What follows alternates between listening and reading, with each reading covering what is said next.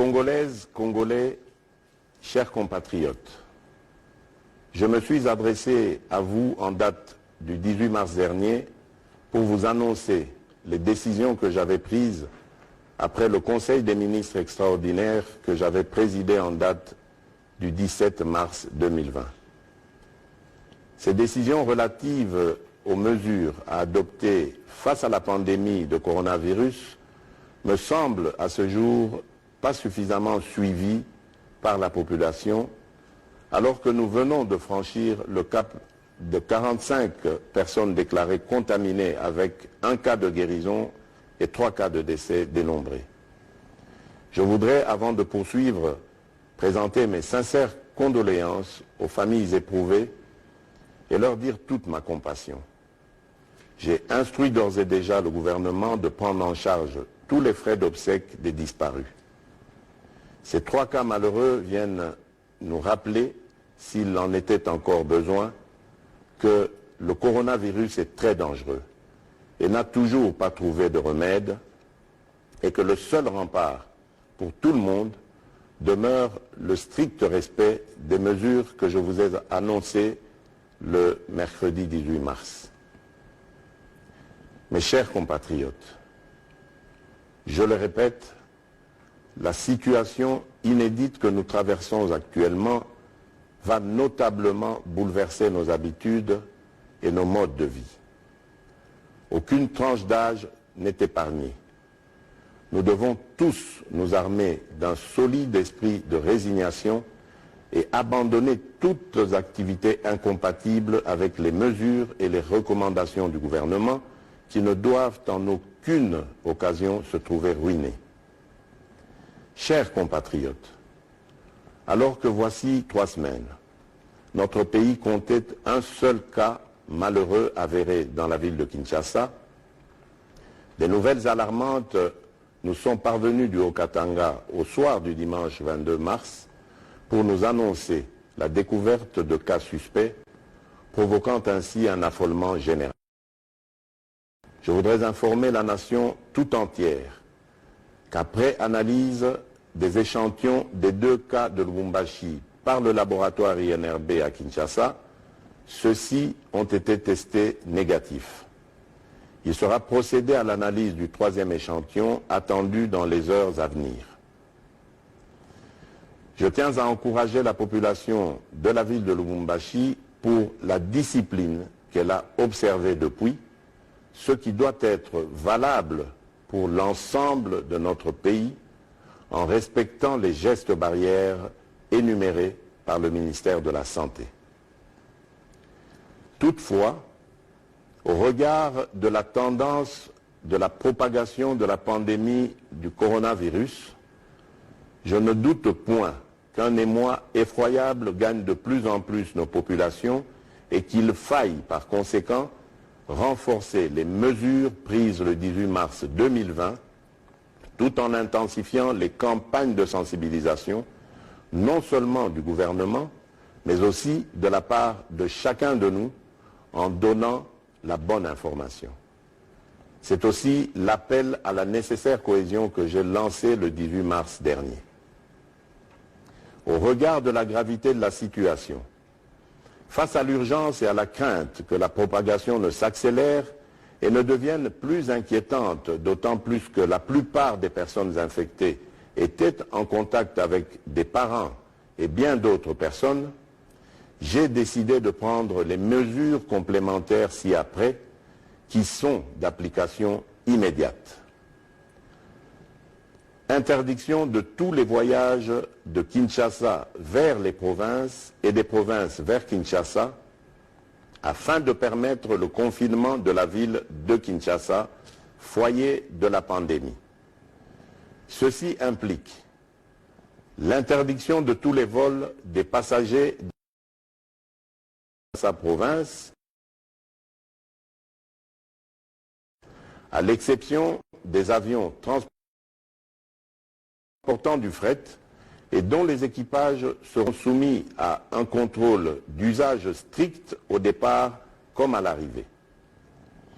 L'interdiction de tous les mouvements migratoires par le transport des bus, camions et autres véhicules de l'intérieur vers Kinshasa et de Kinshasa vers l'intérieur. Des barrières doivent être érigées par les gouverneurs et les équipages devront se soumettre au contrôle de rigueur en matière du coronavirus. L'interdiction de tous les transports fluviaux des passagers de Kinshasa vers les provinces et vice-versa. Seuls les bateaux et les embarcations transportant les marchandises avec équipage et convoyeurs seront autorisés. La fermeture de toutes les frontières du pays. Toute personne, sauf pour les camions, navires et avions cargo avec fret. L'obligation pour le gouverneur de la ville-province de Kinshasa d'instruire tous les bourgmestres de chaque commune de la ville désinfectants ou savons, surtout dans des agglomérations à grande affluence où le manque d'eau et d'électricité est quasi permanent. Ici, j'instruis le gouvernement de trouver les moyens de ravitailler ces quartiers pour assurer l'hygiène. En même temps, il faudra multiplier les points de lavage des mains à l'aéroport international de Njili et appuyer les équipes de la RVA et de la DGM pour que nul n'échappe au contrôle d'hygiène. Mise en place d'un service minimum au sein du gouvernement et des institutions pour pallier au confinement à leur domicile des autres agents de l'État. Chers compatriotes, alors que des pays tentent de trouver une solution dans l'utilisation de la chloroquine pour combattre le coronavirus, l'usine pharmaceutique Pharmakina, installée à Bukavu, dans le sud Kivu, a rendu public un communiqué en solidarité relatif à la possibilité pour elle de produire des comprimés et des injectables de l'hydroxychloroquine. Même si tous les scientifiques n'ont pas encore marqué leur unanimité, la task force que je dirige devra, ensemble avec la commission de pilotage, réfléchir sans délai sur les contours de l'opportunité d'une pareille démarche susceptible à pouvoir contribuer à endiguer le coronavirus. Il est urgent en effet que soit produite une quantité industrielle de la chloroquine qui semble avoir montré son efficacité jusqu'à ce jour dans certains pays. Dans le même ordre d'idées, j'instruis le gouvernement d'étudier le souhait des opérateurs économiques et autres partenaires qui se sont proposés d'inonder le marché de Kinshasa de vivres de première nécessité et de produits pharmaceutiques jusqu'en mai prochain et d'y réserver une suite favorable avec diligence. Je lance un appel à la solidarité nationale de tous les opérateurs économiques ainsi que d'autres pays et organismes qui conduira à la mise en place d'un Fonds national de la solidarité contre le coronavirus qui restera ouvert à tous les potentiels bienfaiteurs. Chers compatriotes, le coronavirus n'a besoin ni d'un passeport, ni d'un visa, ni d'une carte d'électeur pour circuler chez nous.